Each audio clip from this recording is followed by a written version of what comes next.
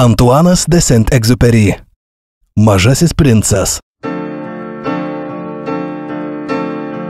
Leonui Vertui. Taisau paskyrimą. Leonui Vertui, kai jis buvo mažas berniukas. 15 skyrius. Šeštoji planeta buvo 10 kartų didesnė. Joje gyveno senas ponas, kuris rašė labai storas knygas. Žiūrėk, štai ir tyrinėtojas, sušuko jis pamatęs mažąjį princą. Mažasis princas atsisėdo ant stalo, norėdamas kiek atsipūsti, juk jis taip ilgai keliavo. Iš kur tu? Paklausė jo senasis ponas. Kokia čia stora knyga? Pasidomėjo mažasis princas.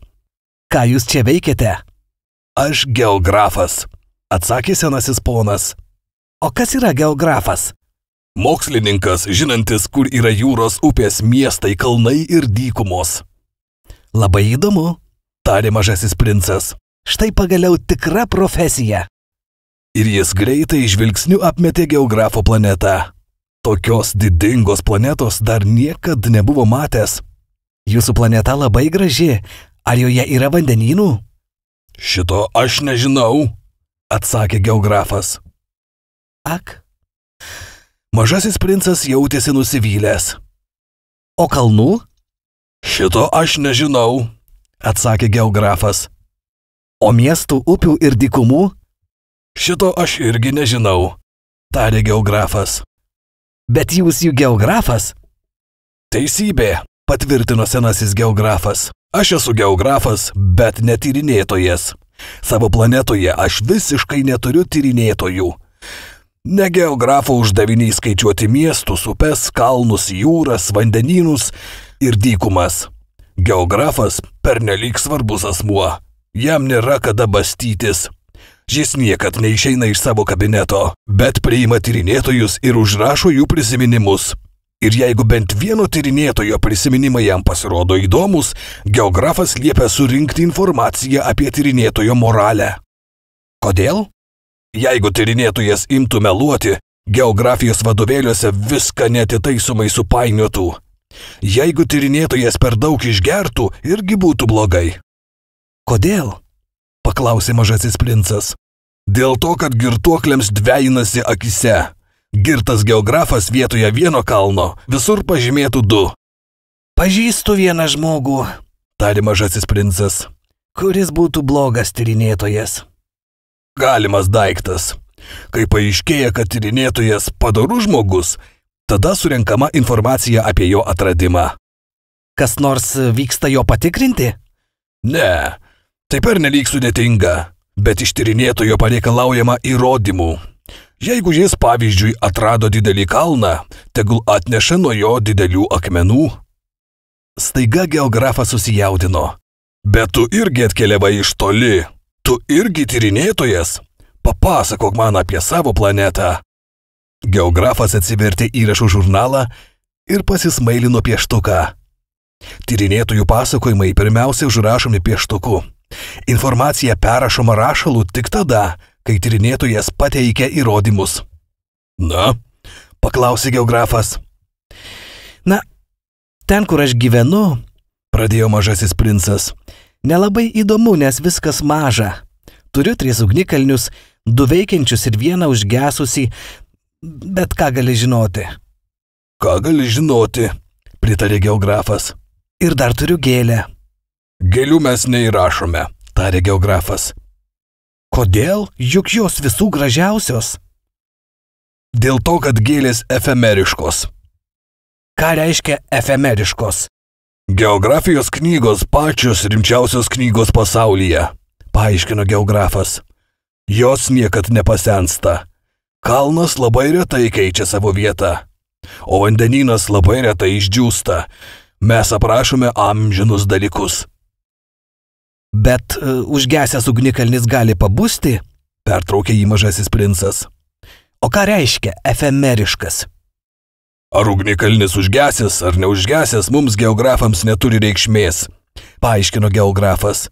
Mums svarbu kalnas, jis nesikeičia. Bet ką reiškia efemeriškas?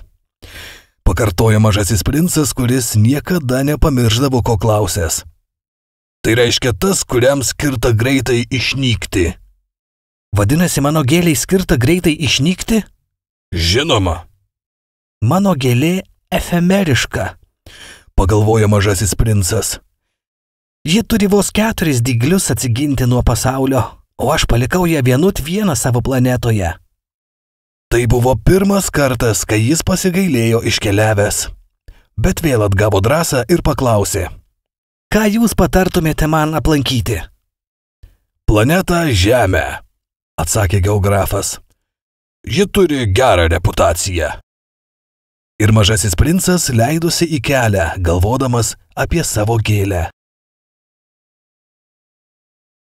16 skyrius. Tad 7 planeta buvo Žemė. Žemė nepaprasta planeta. Joje yra 111 karalių, žinoma, kartu su karaliais negrais. 7000 geografų, 900 000 verslininkų, 7,5 milijono girtuoklių, 311 milijonų garbėtroškų, iš viso apie 2 milijardai suaugusiųjų. Kad įsivaizduotumėte, kokia Žemė didelė, pasakysiu tik tiek, kad prieš išrandant elektrą visose 6 žemynuose reikėjo išlaikyti visą armiją žibintininkų, 462 511 žmonių. Pažvelgus truputį iš toliau, įspūdis buvo nuostabus. Šios armijos judėjimas buvo tvarkomas kaip baleto šokėjų. Pirmiausia ateidavo Naujosios Zelandijos ir Australijos žibintininkų eilė. Uždegę savo žibintus, jie eidavo miegoti. Po jų į šokį įsitraukdavo Kinijos ir Sibiro žibintininkai. Paskui ir jie dingdavo už kulisų. Tada savo žibintus uždegdavo Rusijos ir Indijos žibintininkai. Paskui Afrikos ir Europos. Tada Pietų Amerikos. Po jų Šiaurės Amerikos. Ir jie niekada nesumaišydavo savo eilės, visada išeidavo į sceną laiku. Tai buvo nuostabu. Tik žibintininkas, turintis uždegti vienintelį žibintą šiaurės ašigalyje, ir jo draugas atsakingas už vienintelį žibintą pietų ašigalyje, gyveno lengvai ir nerūpestingai. Jie dirbdavo tik 2 kartus per metus. 17 skyrius. Kai nori pasirodyti sąmojingas, kartais mažumėlę apsimeluoji. Pasakodamas jums apie žibintininkus, buvau nelabai sąžiningas. Bijau, kad tie, kurie nepažįsta mūsų planetos, nesusidarytų apie ją neteisingos nuomonės. Žemėje žmonės užima labai mažai vietos. Jeigu 2 milijardai žmonių gyvenančių Žemėje glaudžiai sustotų vienoje vietoje tarsi mitinge, jie lengvai tilptų 20 mylių ilgio ir 20 mylių pločio aikštėje. Visą žmoniją būtų galima sutalpinti mažiausioje Ramiojo vandenyno salelėje. Suaugusieji žinoma niekada jumis nepatikės. Jie įsivaizduoja, kad užima labai daug vietos. Mano esą tokie padideli kaip baobabai. Patarkit paskaičiuoti. Jiems patiks, nes jie dievina skaičius. Tačiau jūs tokiam nikiam darbui negaiškite laiko. Beprasmiška. Žinau, kad pasitikite manimi. Tad atvykęs į Žemę mažasis princas labai nustebo neišvydęs nė vieno žmogaus. Net buvo pradėjęs baimintis patekęs ne į tą planetą, tačiau staiga smėlyje sujudėjo kažkokia mėnulio spalvos ringė. Labas vakaras, dėl viso ko pasisveikino mažasis princas. Labas vakaras, atsakė gyvatė. Į kokią planetą aš patekau? Paklausė mažasis princas. Į Žemę, atsakė gyvatė. Į Afriką. O, argi Žemėje nėra žmonių? Čia dykuma. Dykumose žmonių nebūna. Žemė didelė, paaiškino gyvatė. Mažasis princas atsisėdo ant akmens ir pakėlė akis į dangų. Įdomu, tarė jis. Ar žvaigždės šviečia tam, kad kiekvienas kada nors galėtų susirasti savąją? Pažvelk į mano planetą, ji tiesiai virš mūsų, bet taip toli. Ji graži, pasakė gyvatė. O ko tu čia atkeliavai? Turiu keblumų su viena gėle, prisipažino mažasis princas. O, nusistebėjo gyvatė. Ir juodu nutilo. Kur žmonės? Galop vėl paklausė mažasis princas. Dykumoje jautiesi truputį vienišas. Tarp žmonių taip pat jautiesi truputį vienišas, tarė gyvatė. Mažasis princas įdėmiai pažvelgė į ją. Keista tu, pagaliau tarė jis. Plonučiukė it pirštas. Bet galingesnė už karaliaus pirštą, atsikirto gyvatė. Neatrodai labai galinga, net neturi letenų ir net negali keliauti. Aš galiu tave nunešti toliau nei laivas, tarė gyvatė. Ir apsiviniojo apie mažojo princo kulkšnį tarsi auksinė apyrankė. Ką tik aš paliečiu, grąžinu į žemę, iš kurios jis radosi. Bet tu tyras ir atkeliavai iš žvaigždės. Mažasis princas nieko neatsakė. Man tavęs gaila. Tu toks silpnas šioje granito žemėje. Galbūt vieną dieną galėsiu tau padėti, jeigu imsi labai ilgėti savo planetos. Aš galiu. O, puikiai supratau, pasakė mažasis princas. Bet kodėl tu visą laiką kalbi myslėmis? Aš išsprendžiu visas mysles, atsakė gyvatė. Ir juodu nutilo. 18 skyrius. Mažasis princas perėjo dykumą ir sutiko tik vieną gėlę. Mažą, menkutę gėlytę 3 žiedlapiais. Labadiena, pasisveikino mažasis princas. Labadiena, atsakė gėlė. Kur žmonės? Mandagiai pasiteiravo mažasis princas. Vieną dieną gėlė buvo mačiusi pro šalį žengiančią vilkstinę. Žmonės? Manau, jų tai yra 6 ar 7. Mačiau juos prieš daugelį metų. Tačiau niekas nežino, kur jų ieškoti. Juos blaško vėjas. Jie neturi šaknų, todėl jiems labai nepatogu. Sudie, atsisveikino mažasis princas. Sudie, atsakė gėlė.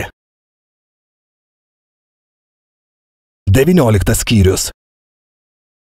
Mažasis princas užkopė į aukštą kalną. Jis niekad nebuvo matęs kalnų, tik 3 ugnikalnius, kurie tesiekė jam kelius. Užgesusi ugnikalniu, jis naudojosi kaip taburete.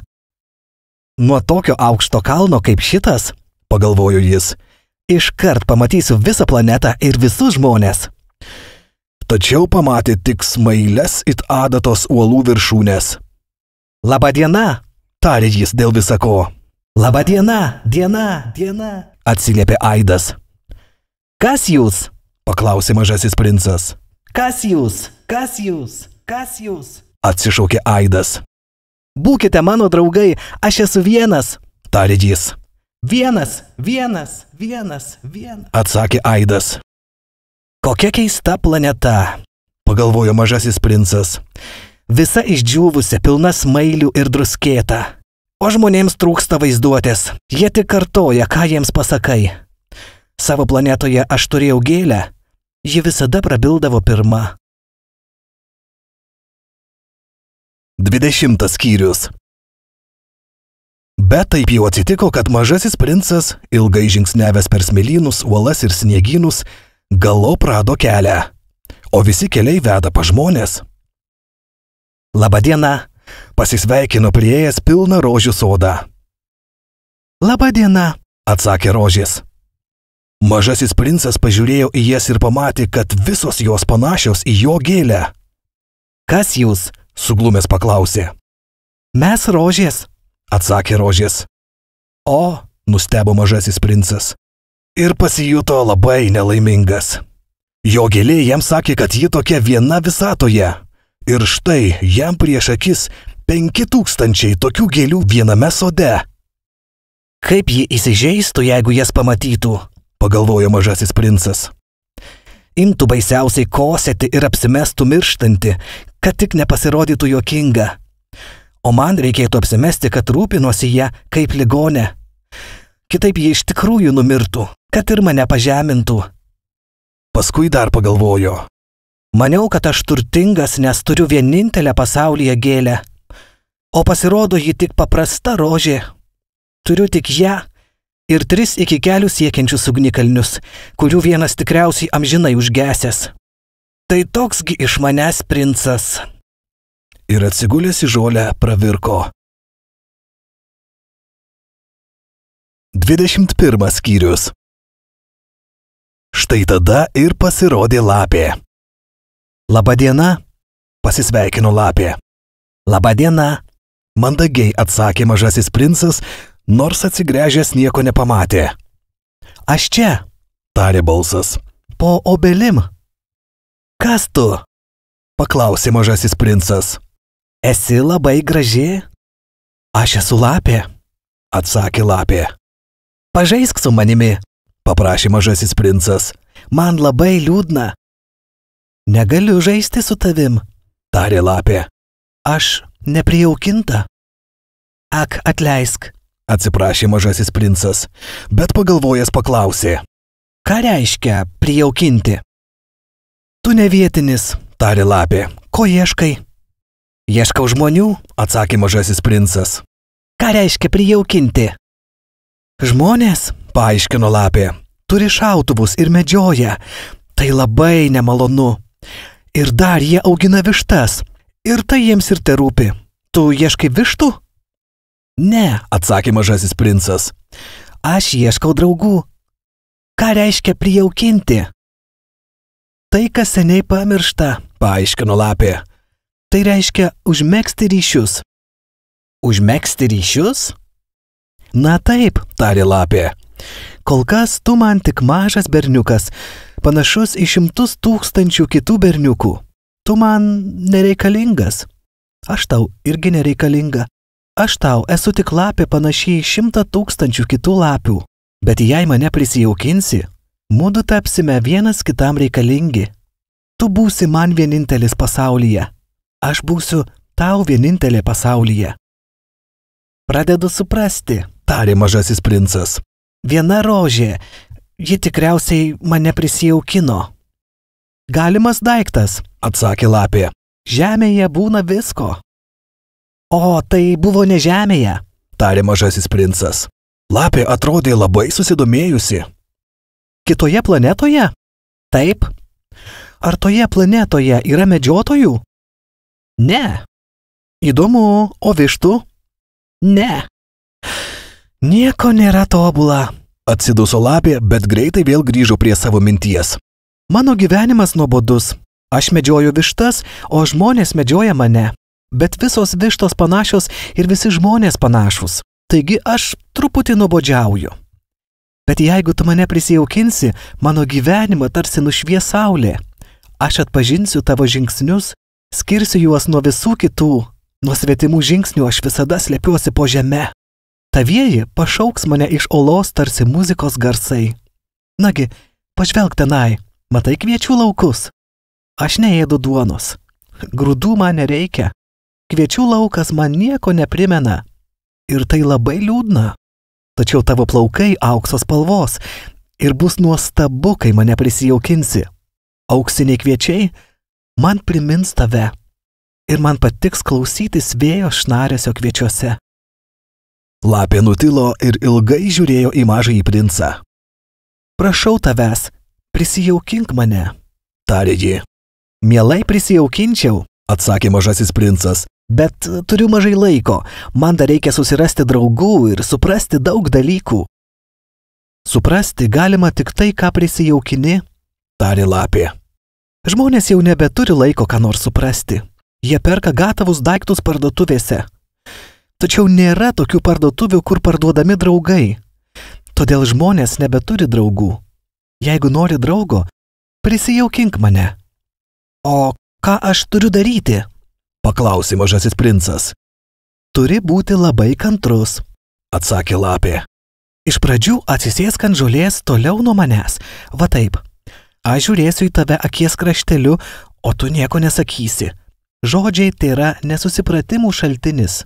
Tačiau kasdien tu galėsi atsisėsti vis arčiau. Kitą dieną mažasis princas vėl atėjo. Verčiau būtum atėjęs tuo pačiu laiku, Pasakė lapė. Jeigu, pavyzdžiui, ateisi 4 valandą popiet, Aš jau nuo 3 pradėsiu jaustis laiminga. Artėjant tai valandai jausiuosi vis laimingesnė ir laimingesnė. 4 valandą jau pradėsiu jaudintis ir nerimauti. Aš pažinsiu laimės kainą. O jeigu tu ateidinėsi vis kitų laiku, niekada nežinosiu, kada turiu pasipuošti savo širdį. Reikia laikytis tam tikrų ritualų. O kas yra ritualas? Paklausė mažasis princas. Tai, kas irgi seniai pamiršta, paaiškino lapė. Tai, kas daro vieną dieną nepanašią į kitas dienas, 1 valandą į kitas valandas. Pavyzdžiui, ritualą turi mano medžiotojai. 4-dienį jie šoka su kaimo merginomis. Tai nuostabi diena. 4-dienį galiu nueiti iki pat vynuogyno. Jeigu medžiotojai šoktų, kada patinka, visos dienos būtų panašios viena į kitą ir aš niekad neturėčiau atostogų. Taip mažasis princas prisijaukino lapę. O kai atėjo metas išvykti, lapė tarė. Ak, aš tuoj apsiverksiu. Pati kalta? Tarė mažasis princas. Aš tau nenorėjau bloga, bet tu užsimanei, kad aš tave prisijaukinčiau. Žinoma, atsakė lapė. Bet tu tuoj apsiverksi, tarė mažasis princas. Žinoma, atsakė lapė. Vadinasi, tu nieko nelaimėjai. Ne, paprieštaravo lapė. Laimėjau. Kviečių lauko spalva. Paskui pridūrė. Eik dar sykį pažiūrėti į rožes ir tu suprasi, kad tavo rožė iš tikrųjų vienintelė pasaulyje. Tada grįžk su manim atsisveikinti ir aš tau atskleisiu paslaptį. Tai bus mano dovana. Mažasis princas nuėjo pasižiūrėti rožių. Jūs visiškai nepanašios į mano rožę. Jūs dar niekas, tarė jis. Jūsų niekas neprisijaukinęs ir jūs nieko neprisijaukinusios. Tokia anksčiau buvo mano lapė. Ji niekuo nesiskyrė nuo 100 000 kitų lapių. Bet aš su ja susidraugavau ir ji dabar vienintelė pasaulyje. Rožės labai suglumo. Jūs gražios, bet tuščios, kalbėjo toliau mažasis princas. Dėl jūsų nesinori mirti. Žinoma, paprastas praeivis gali pamanyti, kad manoji rožė panaši į jūs, bet ji viena man svarbesnė už jūs visas, nes aš ją laiščiau. Atitvėriau pertvarą nuo vėjo. Dėl jo sutraiškiau visus vikšrus, keletą palikau, kad iš jų išsiristų drugeliai. Nes klausiausi, kaip jis skundžiasi, giriasi, arba kartais tyli, nes ji mano rožė. Ir mažasis princas grįžo pas lapę. Sudie, tarė jis. Sudie, atsakė lapė. Štai mano paslaptis. Ji labai paprasta.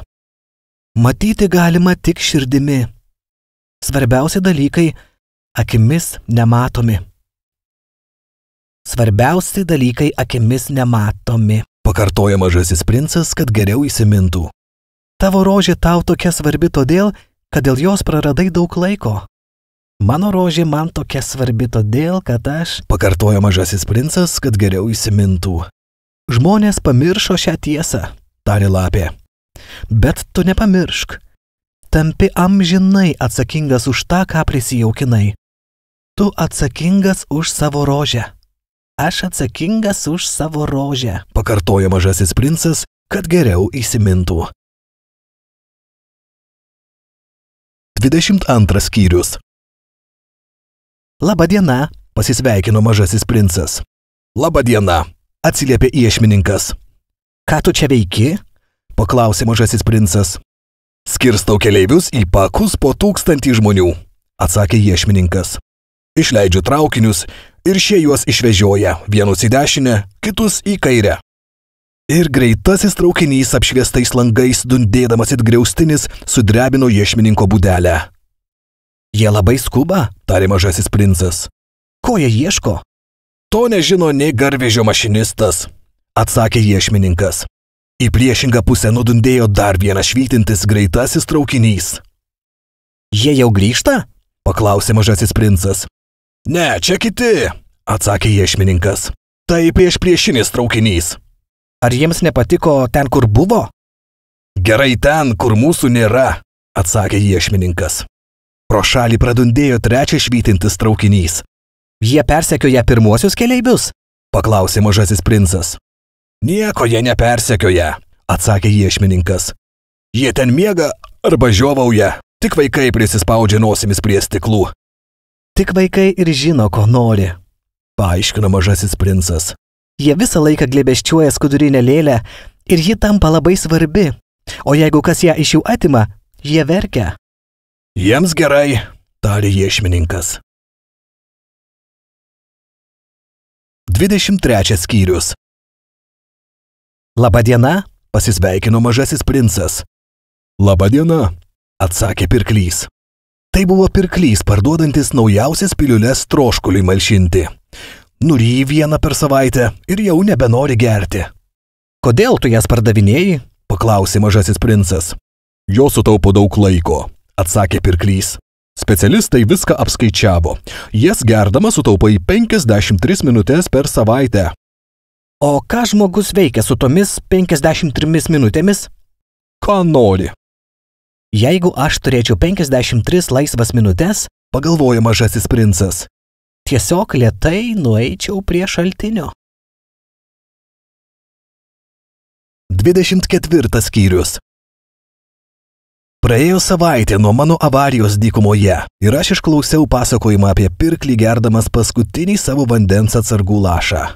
Ak, tariau mažajam princui, šitie tavo prisiminimai labai gražūs, bet aš dar nepataisiau lėktuvo, man neliko nė lašo vandens ir aš taip pat būčiau labai laimingas galėdamas lėtai nueiti prie šaltinio. Mano draugė Lapė man sakė, Mano pypliuk, man dabar net tavo lapė galvoje. kodėl? Dėl to, kad mudu mirsim iš troškulio. Jis nesuprato mano žodžių prasmės ir atsakė. Net jeigu ir teks mirti, vis tiek gerai, kad turėjai draugą. Štai aš labai džiaugiuosi, kad draugavau su Lape. Jis nesuvokė, koks pavojus gresia, pagalvojau. Jis niekad nejaučia nei alkio, nei troškulio. Jam užtenka trupučio saulės. Bet jis pažvelgė į mane ir atsiliepė į mano mintis. Aš irgi noriu gerti. Paieškokim šulinio. Pavargęs kėstelėjau rankomis. Kvaila aklom ieškoti šulinio beribėje dykumoje. Tačiau mes leidome žingsniuoti. Valandų valandas žingsniavome tylėdami. Užėjo naktis, sužibo pirmosios žvaigždės. Nuo troškulio truputį karščiavau, todėl žvaigždes mačiau tarsi sapne. Galvoje sukosi mažojo princo žodžiai ir aš paklausiau. Vadinasi, ir tu ištroškęs? Tačiau į mano klausimą jis neatsakė. Tik paprastai tarė. Vanduo gali būti ir atgaiva širdžiai. Nesupratau jo žodžių, bet tylėjau. Puikiai žinojau, kad nereikia klausinėti. Jis buvo pavargęs ir atsisėdo. Aš atsisėdau šalia. Kiek patylėjęs jis tarė. Žvaigždės gražios, nes kažkur auga gėlė, kurios nematyti. Atsakiau žinoma ir tylėdama žiūrėjau į mėnulio apšviestą smėlio vilnis. Dykuma graži, Pridūrė jis. Tai buvo tiesa. Dykuma man visada patiko. Sėdi ant smėlio kopos, nieko nematai, nieko negirdi ir vis dėlto tyla tarsi spinduliuoja. Dykuma atrodo graži dar ir dėl to, Paaiškino mažasis princas. kad kažkur slepia šulinį. Nustebau staiga supratęs, kodėl tai paslaptingai švyti smėlis. Kai buvau mažas berniukas, gyvenau sename name ir žmonės pasakojo, kad jame paslėptas lobis. Žinoma, niekas niekada jo nerado, gal nei neieškojo, tačiau jis tarsi užbūrė visą namą. Savo širdyje mano namas slėpė paslaptį. Taip, pasakiau mažajam princui. Nesvarbu, ar tai namas, ar žvaigždės, ar dykuma, bet jų grožio šaltinis nematomas. Aš labai džiaugiuosi, kad tu sutinki su mano drauge Lape. Paskui mažasis princas užmigo. Aš paėmiau jį ant rankų ir leidausi į kelią. Buvau susijaudinęs, man atrodė, kad nešu trapų lobį. Regėjausi, žemėje nėra nieko trapesnio. Mėnulio šviesoje žiūrėjau į blyškę kaktą, į užmerktas akis, į vėjyje virpčiojančias plaukų sruogeles ir mąsčiau. Tai, ką aš matau, tai yra žievė. Svarbiausia nematyti. Jo pravertos lūpos šyptelėjo ir aš pagalvojau, kai žiūri į šį miegantį princą, mane labiausiai jaudina jo ištikimybė gėlei. Rožės paveikslas, kuris švyti jame tarsi žibinto liepsna net tada, kai jis miega. Ir supratau, kad jis kur kas trapesnis nei atrodo. Žibintus reikia rūpestingai saugoti. Vėjo gūsis juos gali užpūsti. Taip žingsniuodamas auštant priėjau šulinį. 25 skyrius. Žmonės, Tarė mažasis princas. grūdasi į greituosius traukinius, nežinodami, ko ieško, todėl jie blaškosi ir sukasi ratu. Paskui pridūrė. Ir visiškai veltui. Šulinys, kurį priėjome, buvo netoks kaip kiti Sacharų šuliniai. Sacharų šuliniai tiesiog duobės išraustos smėlyje. Mūsiškis panešėjo į kaimo šulinį. Tačiau čia nebuvo jokio kaimo ir aš pamaniau, kad sapnuoju. Keista, tariau mažajam princui. Čia viskas po ranka, ir skridinys, ir kibiras, ir virvė. Jis nusijuokė, palėtė virvę, ėmė sukti skridinį. Ir skridinys sugirgždėjo, kaip girgžda sena vėtrungė, kai ją pagaliau pajudina užsimiegojęs vėjas. Girdi? Paklausė mažasis princas. Mes pažadinome šulinį ir jis uždainavo. Nenorėjau, kad jis pavargtų. Leisk man, tariau, tau per sunku. Lėtai ištraukiau kibirą ir pastačiau ant šulinio krašto. Mano ausyse tebeskambėjo girgždančio skridinio giesmė. Kibire raibuliavo vanduo, jo paviršyje žaidė saulės zuikučiai. Noriu gurkštelėti šito vandens, Tarė mažasis princas. leisk man atsigerti. Ir tada aš supratau, ko jis ieškojo. Pakėliau kibirą jam prie lūpų. Jis atsigrėžė užsimerkęs. Tai buvo panašu į šventės vaišes. Šis vanduo buvo ne tik gėrimas. Jis radosi iš ilgos kelionės po žvaigždėm, iš skridinio giesmės, iš mano rankų pastangų. Jis buvo atgaiva širdžiai tarsi dovana. Kai buvau mažas berniukas, taip man švytėdavo kalėdų dovanos. Kalėdų eglutė šviesa, vidurnakčio mišių muzika, švelnūs šypsantys veidai. Tavo planetoje, Tarė mažasis princas. viename sode žmonės augina 5000 rožių ir neranda, ko ieško. Neranda, atsakiau. O juk tai, ko jie ieško, būtų galima rasti vienoje rožėje ar gurkšnyje vandens. Žinoma, atsakiau. Mažasis princas pridūrė. Bet akys aklos, reikia ieškoti širdimi. Atsigėriau vandens, kvėpuoti buvo lengva. Auštant smėlis atrodo medaus spalvos. Ir ši medaus spalva mane džiugino. Bet kodėl man buvo taip liūdna? Tu privalai tesėti savo pažadą. Švelniai tarė mažasis princas, vėl atsisėdė šalia manęs. Kokį pažadą? Tu žinai, antsnukį mano aveliai, juk aš atsakingas už tą gėlę. Išsiėmiau iš kišenės piešinių eskizus. Mažasis princas juos pastebėjo ir nusijuokė. Tavo baobabai truputį panašus į kopūstus. Nejau, o aš taip didžiavausi savo baobabais. O tavo lapė, jos ausis truputį panašios į ragus, jos per ilgos. Jis ir vėl nusijuokė. Tu neteisus, mažylė. Aš juk niekur nemokėjau piešti tik smauglius, iš išorės ir iš vidaus. Tiek to, bus gerai, Tarė jis. vaikai supras. Taigi aš nupiešiau antsnukį. Ir kai atidaviau jį mažajam princui, man suspaudė širdį. Tu kažką sumanei, bet man nesakai. Tačiau jis neatsakė. Žinai, Tarė jis. rytoj sukanka metai, kaip aš nukritau į žemę. Paskui patylėjęs pridūrė. Nukritau visai netoli šios vietos. Ir paraudo. Ir vėl, nesuprasdamas, kodėl pajutau keistą graudulį. Vis dėlto man šovė į galvą vienas klausimas. Vadinasi, prieš savaitę tą rytą, kai mudu susipažinome, tu ne šiaip savo vaikštinėjai visiškai vienas už 1000 mylių nuo žmonių gyvenamų vietų. Tu ėjai į tą vietą, kur nukritai? Mažasis princas vėl paraudo. Aš neryžtingai pridūriau. Gal dėl metinių? Mažasis princas vėl išraudo. Jis niekad neatsakinėdavo į klausimus, bet kai išrausti, tai reiškia taip, ar ne? Ak, pradėjau. Aš bijau, bet jis atsakė. Dabar tau reikia dirbti, eik prie savo mašinos. Aš lauksiu tavęs čia. Grįžk rytoj vakare. Bet man buvo neramu. Prisiminiau lapę. Kai leidėsi prisijaukinamas, gali tekti ir paverkti. 26 skyrius. Šalia šulinio stūksojo senos akmeninės sienos griuvėsiai. Kitą vakarą, baigęs darbą, grįžau ten ir jau iš tolo pamačiau, kad mažasis princas sėdi ant sienos nukoręs kojas. Išgirdau jo balsą.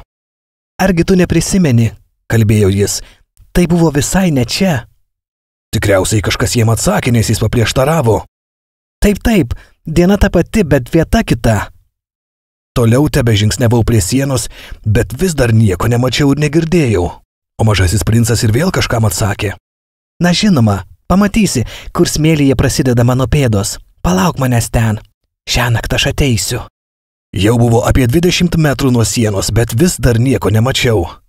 Kiek patylėjęs mažasis princas vėl prašneko. O ar tavo nuodai geri?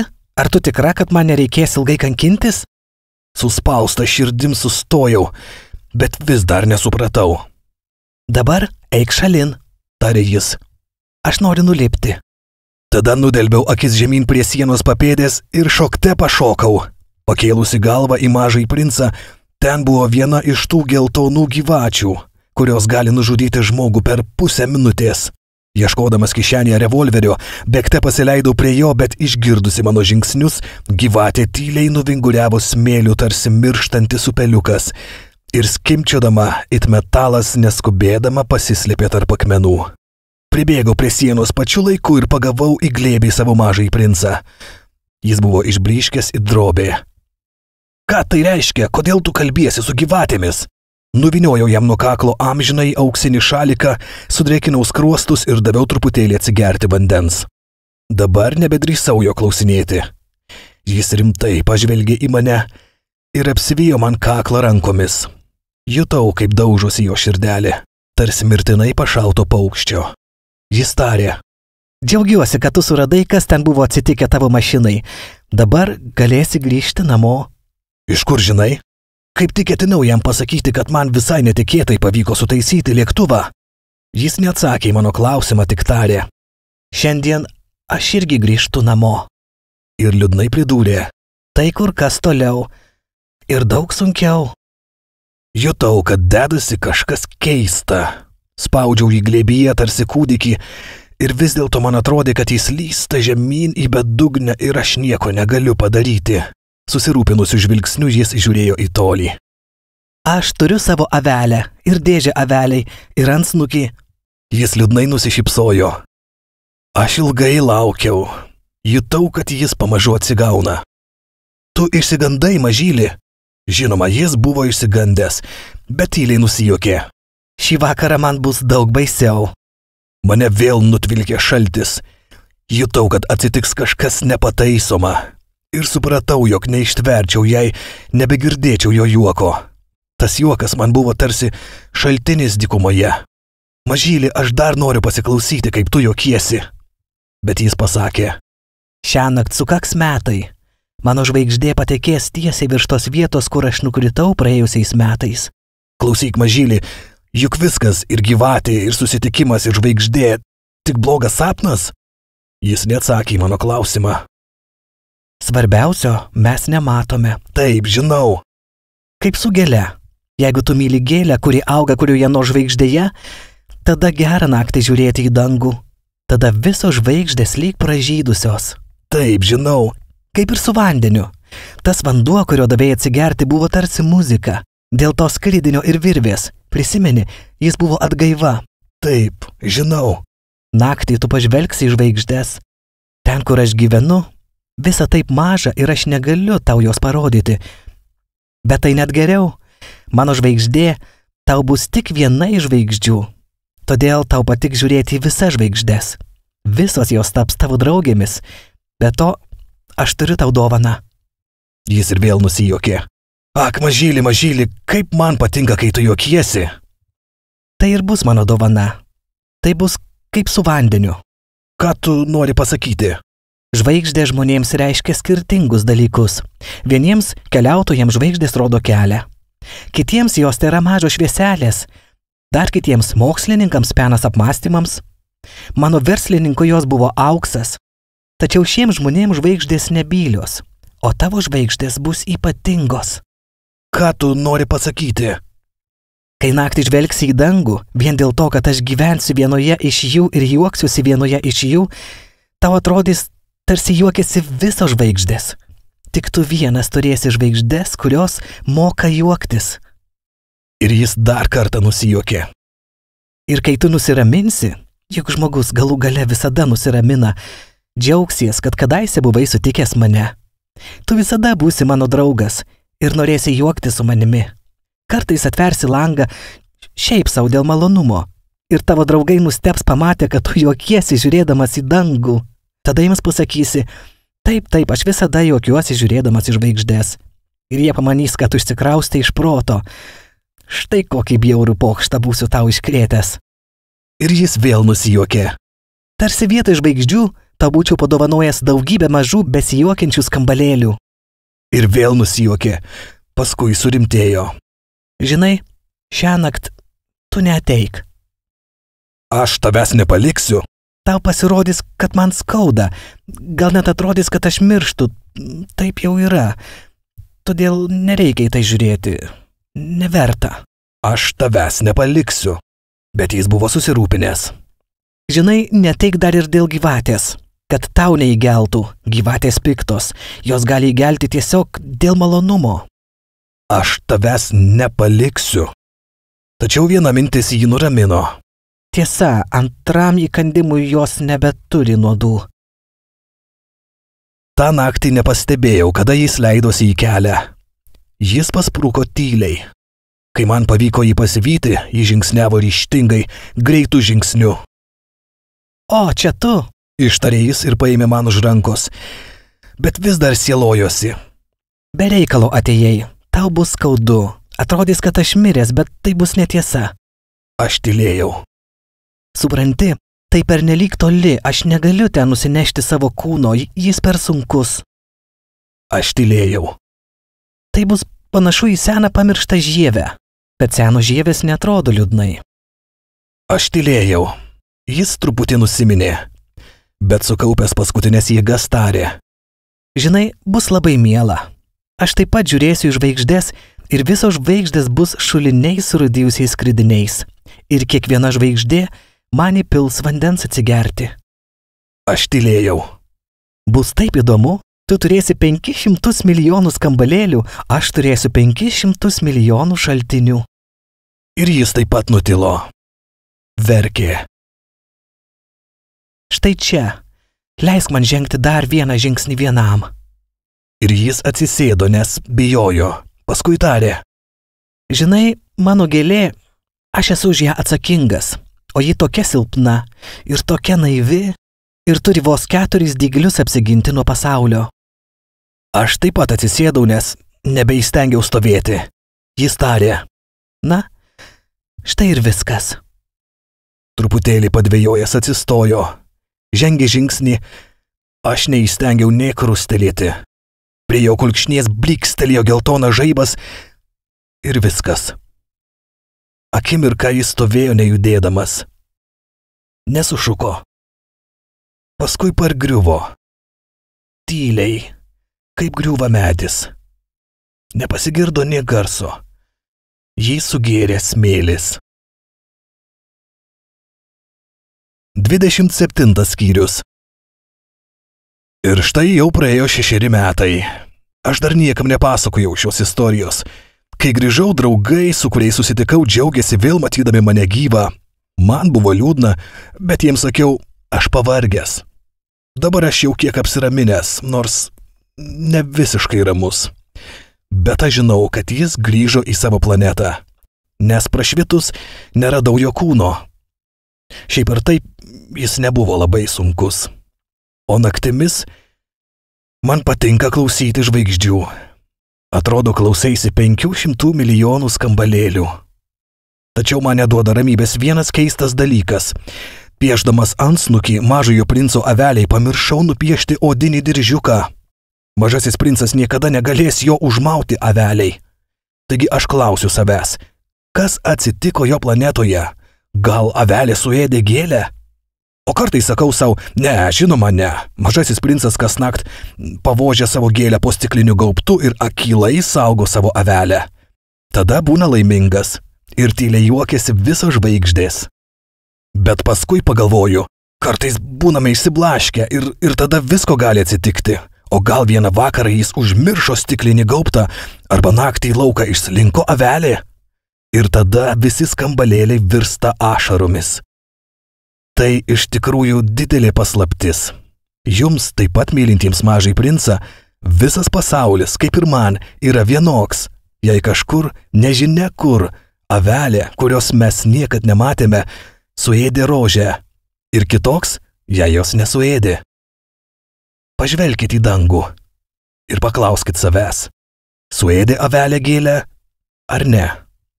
Ir pamatysite, kaip viskas keičiasi. Bet joks suaugęs žmogus niekada nesupras, kaip tai svarbu. Šis vaizdas man gražiausias ir liūdniausias pasaulyje. Čia ta pati vieta, kaip ir ankstesniame puslapyje, bet aš nupiešiau ją dar kartą, kad geriau įsižiūrėtumėte.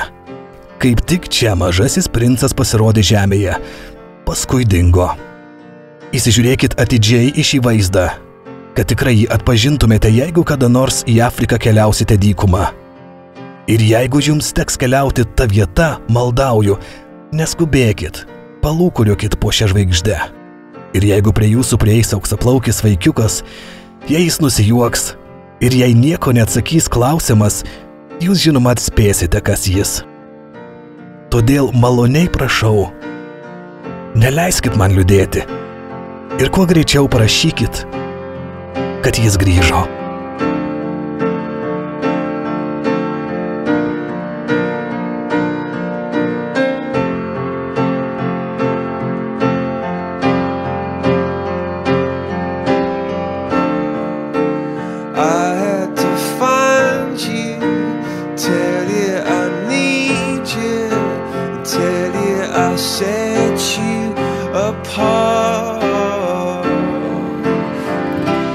Take me back to the start.